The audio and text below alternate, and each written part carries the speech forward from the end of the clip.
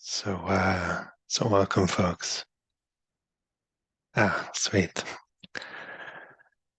Okay. Um, so I'll say a few words and we'll sit. Um, so to let go of our kind of narrative project, what we call our life, my so-called life, to let go of our narrative project, that's hard. It's difficult. It's um, it's difficult not to sort of embed all phenomena in a coherent narrative web. And we sort of just keep adding the moment to the kind of story of me, just keep adding a tiny, thin little chapter to our autobiography.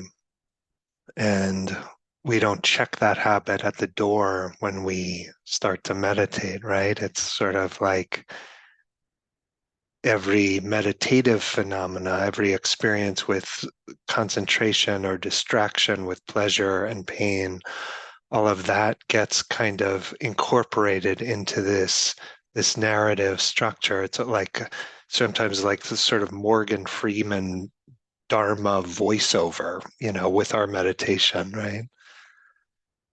And it's very natural and adaptive in a lot of ways. And awareness renounces language, beginning to pick up on this theme week ago. Awareness kind of renounces language. Been reading um, a, a book, kind of hundreds of case reports, a book by Thomas Metzinger, The Elephant and the Blind. I'll post it. MIT Press actually made it free for download, and I'll post it in the YouTube description after. But Metzinger, interesting, very interesting character, a kind of like, traditionally trained analytic philosopher, meditator, and got, I think something like 1,400 reports from meditators about awareness, something like this. And so he's using kind of philosophical precision with a lot of direct reports and his own practice. At one point, he writes, phenomenologically, sort of at the level of subjective experience, phenomenologically, deep silence is the uncontracted quality of silent knowing itself, empty cognizance, lacking any form of grasping or inner agency. It's not only non-conceptual, it's also characterized by a principle of mental inaction. It never reacts, it never makes a choice, it never initiates an action. As one participant put it, pure awareness is that which never speaks. Pure awareness is that which would not even say, I am that which never speaks. That which says, I am that which never speaks, is something else. This is an entirely silent and non-conceptual experience of the phenomenal character of awareness itself.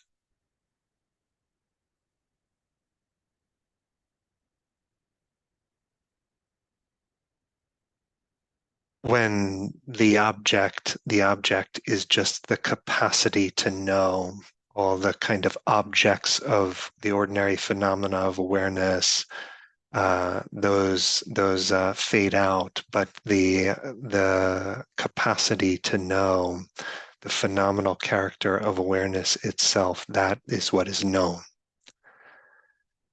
And the meditation instructions, in a way, are what we say to do, in a way, are mimicked by the qualities of deep silence. So we say, let go. We say, don't fight. We say, choicelessness. We say, relinquish willfulness. We say, tolerate the disorientation of non-thinking, right? We give all these instructions, all these things that, in a sense, we try to do.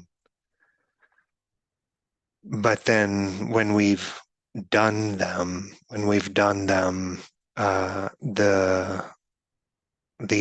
these become actually effortless, natural qualities of awareness itself.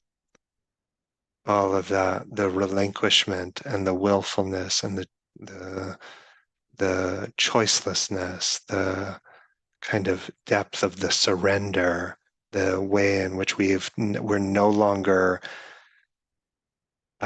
tinkering with samsara, at all. This is the quality of awareness. And so I'll give instructions, things maybe we do, or things that plant Dharma seeds in the mind. And we, in a sense, just are developing trust that at the end of our doing, there's effortlessness. And at all these instructions are pointing to something. Instructions mirror the fruit, in a way, maybe we say. I may be venturing out of my Theravadan territory. I'm not really sure, to be honest, but this is what's occurring to me. So let's sit. Okay.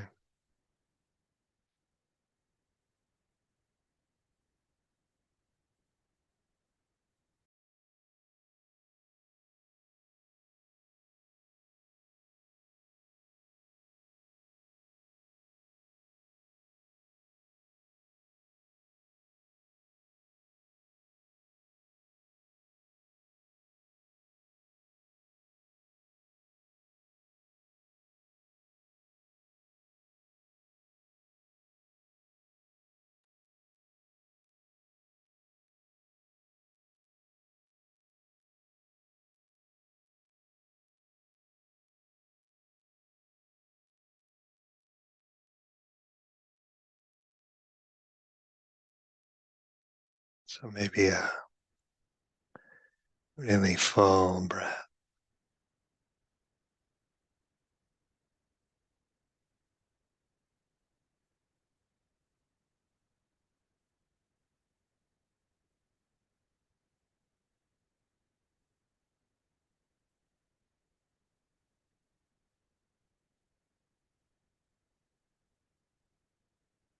Just relaxing whatever can be relaxed.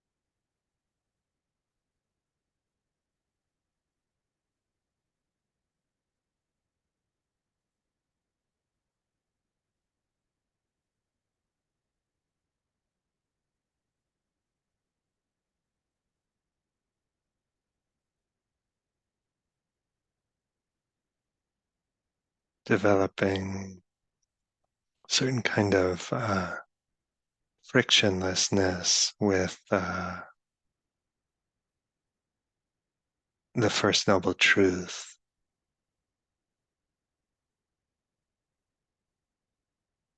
frictionlessness with imperfection,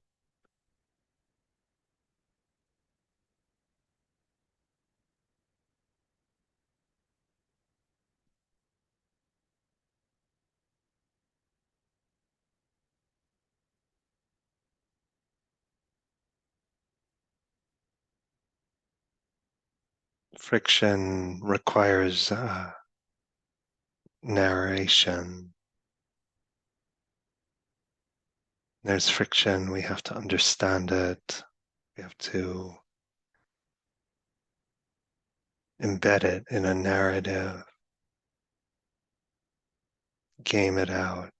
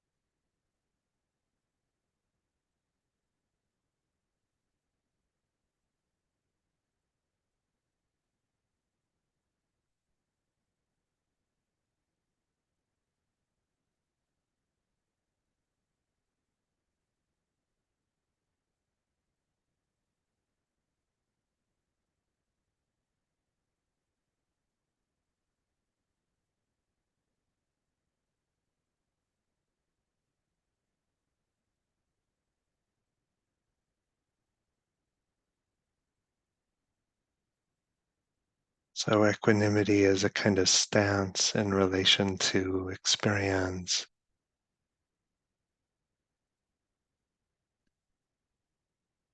where we're not fighting, not generating friction with imperfection.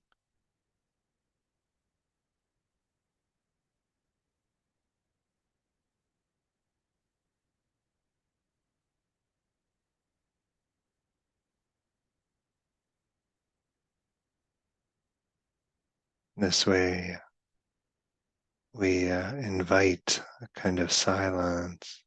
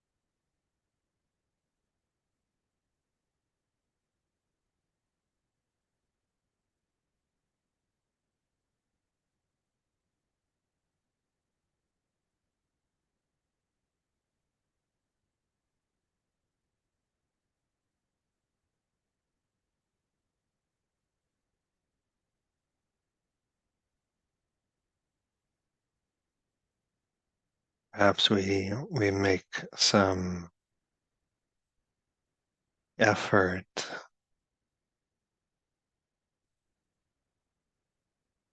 to attend to, say, the breathing,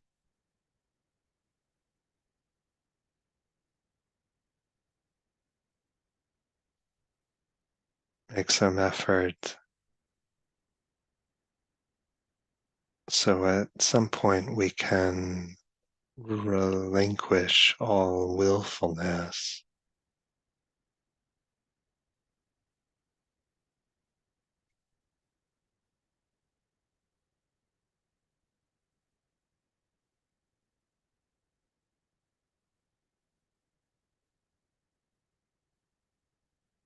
all choice making. It's like all the forks in the road that we always imagine dissolve.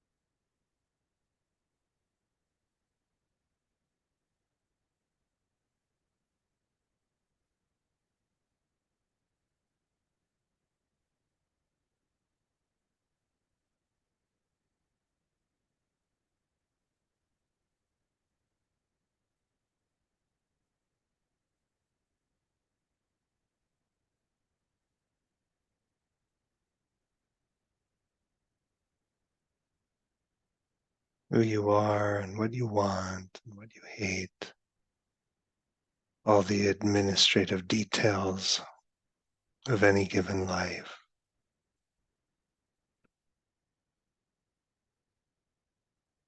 Just lose their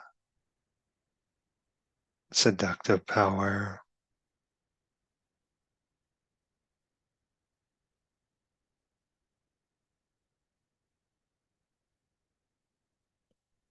The moment is no longer a problem to be solved,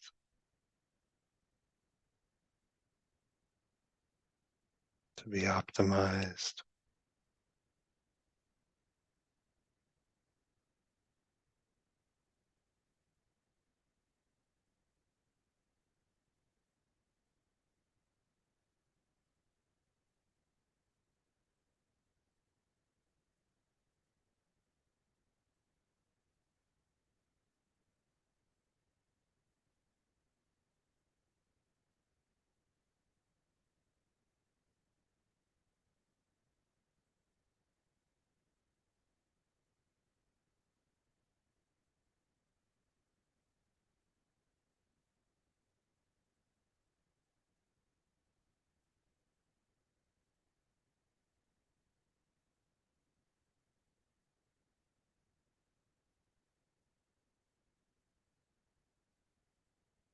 So we do, but only so we can not do.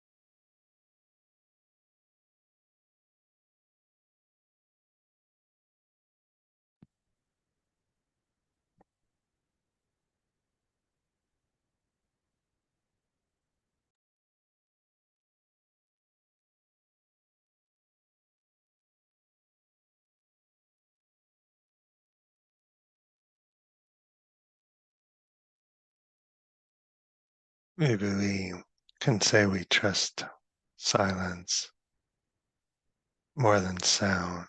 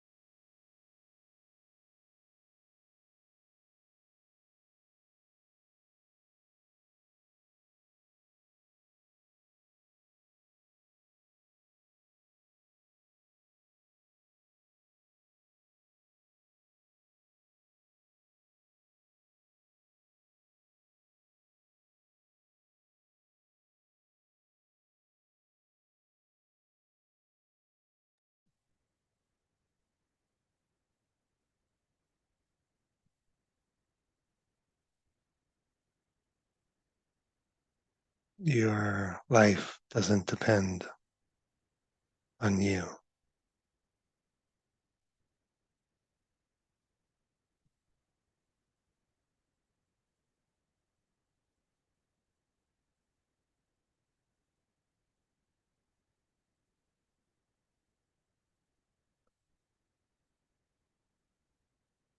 Awareness doesn't depend on you,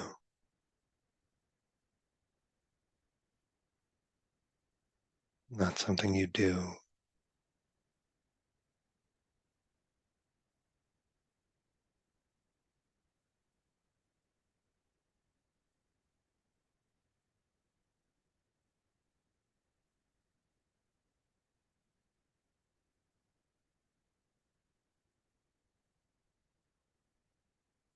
So it comes to feel safe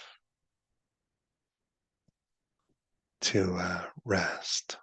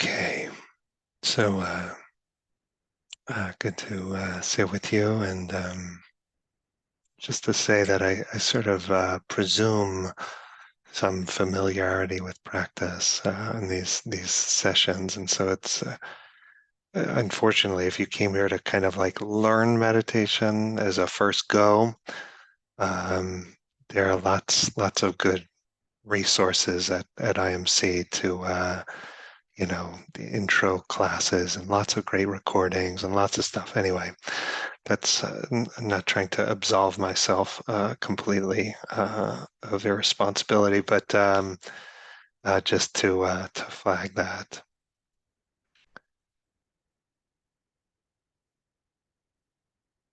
Okay, so um,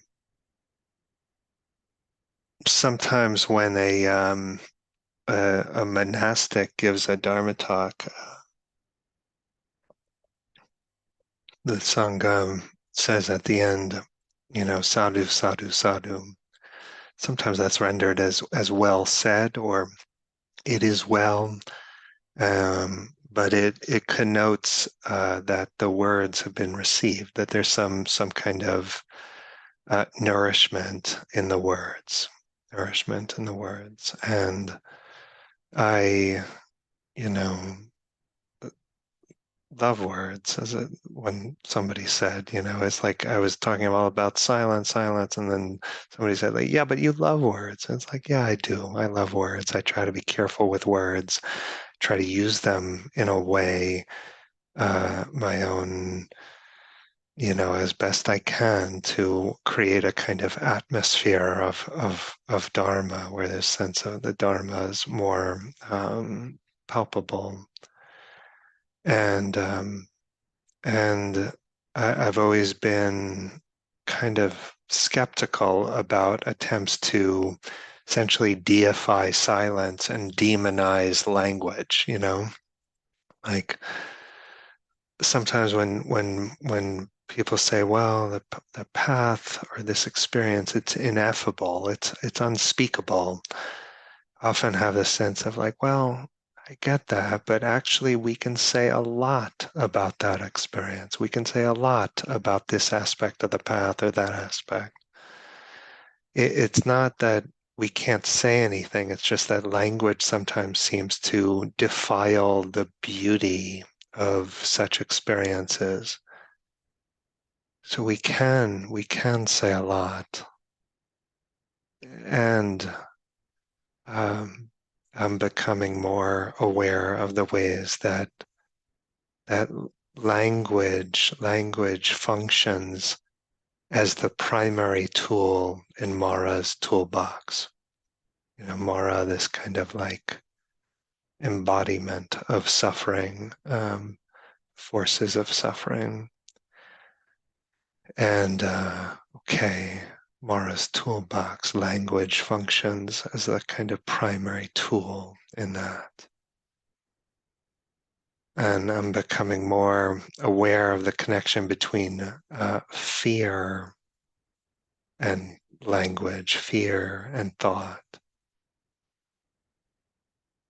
Thinking is usually described as the kind of the cause of dukkha, but it's also the effect of dukkha, suffering. Right? Thinking is the cause of dukkha. We get that, right? A sort of wrong view, wrong understanding, all of that. Our life project becomes very muddled when we're hold the wrong view. When we hold the view, for example, that hatred works, life gets extremely muddled. And so the Dharma is a kind of cognitive therapy that helps us change our thinking, our schemas to reduce suffering. But the flip is also worthy of our consideration, that thinking is the product of suffering rather than just a cause. Thinking is the product of suffering. Maybe we put it like this. We're there peace and security, we would not feel any compulsion whatsoever to speak or think about oneself or the world. But fear, as the brain scientist Kay Tai said, she said, fear has an authoritarian command over the rest of the brain. And the challenge of anicca, uncertainty, is so huge. Its effects are so pervasive. The Buddha put his finger right on it.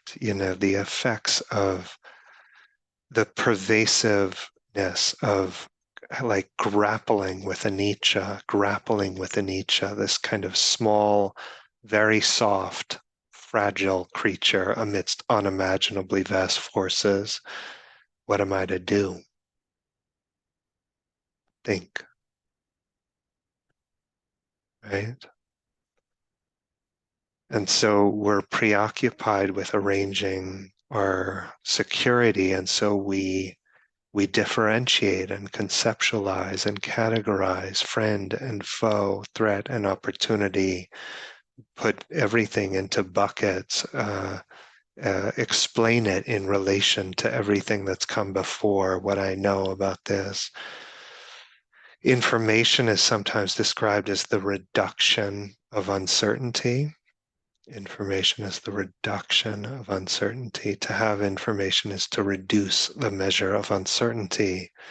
And we're so hungry for information, so hungry to decode this feeling or that sound or that whatever, right?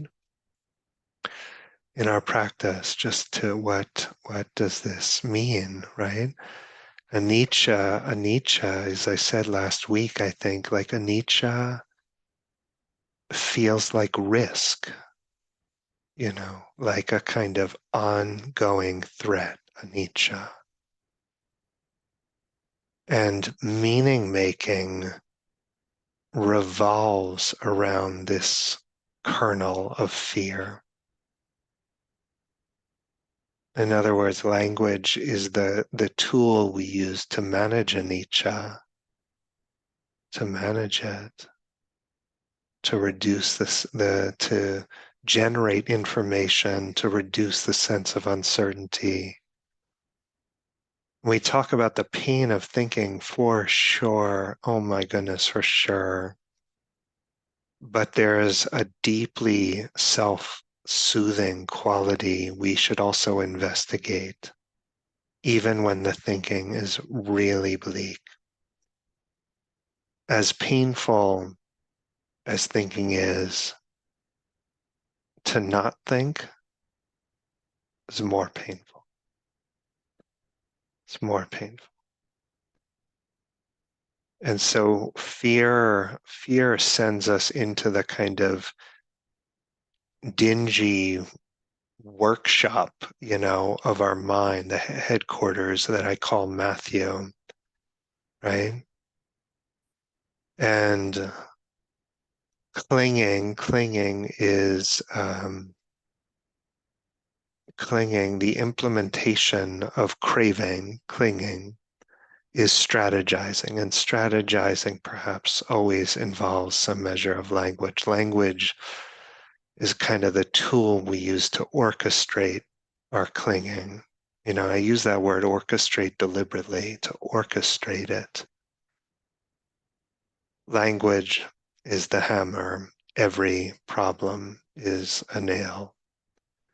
And so every problem needs a subject. The arising of a problem, for it to arise as a problem, it needs a subject, a kind of egoic form of awareness with me, Matthew, at the center. And so every problem involves measurement and comparing and a subtle sense of alienation. a kind of the world experience as heavy, the alienation of a subtle kind of dualism, object weighing on subject. The third Zen patriarch, so like 1500 years ago or something, when the subject disappears, there can be no measuring and comparing. Subject disappears, there can be no measuring and no comparing. The very like sense of um, of self is involves measurement, comparison, involves that the sense of the weightiness of problems, involves the kind of alienation of language. And maybe we say awakening. Awakening does not solve our problems. Awakening arises when we have no problems. When we have no problems. When we have no problems, we don't need language. We don't need language, and we don't need a self. We don't need to orchestrate the moment into a coherent narrative. Well, okay, yeah, but what on earth could it possibly mean to have no problems given our sensitive bodies, given the First Noble Truth, given everything? What could that possibly mean, right? Well, all these words are just upaya, skillful means, maybe not even so skillful, but they're all upaya, right? This is one way of nudging the mind.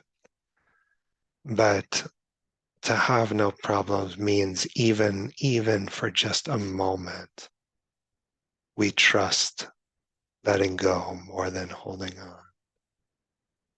Even for a moment, even for a moment, awareness feels more urgent, more important than anything else. It's like awareness is fully satiating.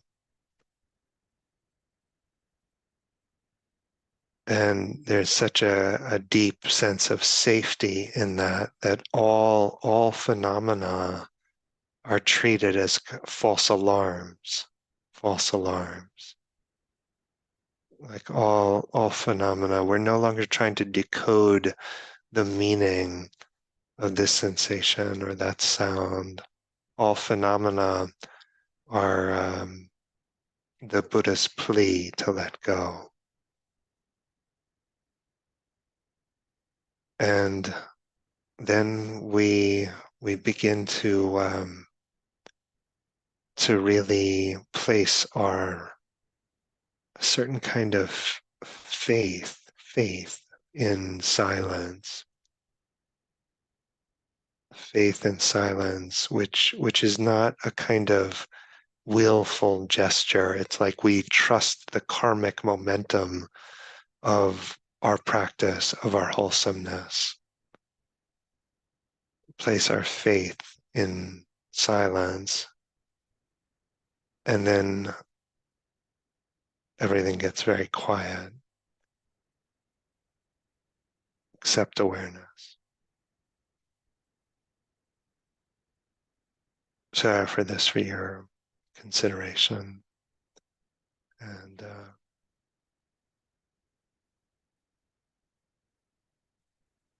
do remember every teaching can be used or misused. We do our best to use teachings. So may they be of benefit for you, those you touch. Okay, folks.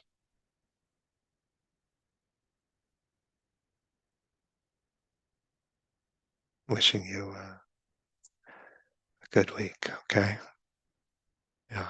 Happy to to be with you.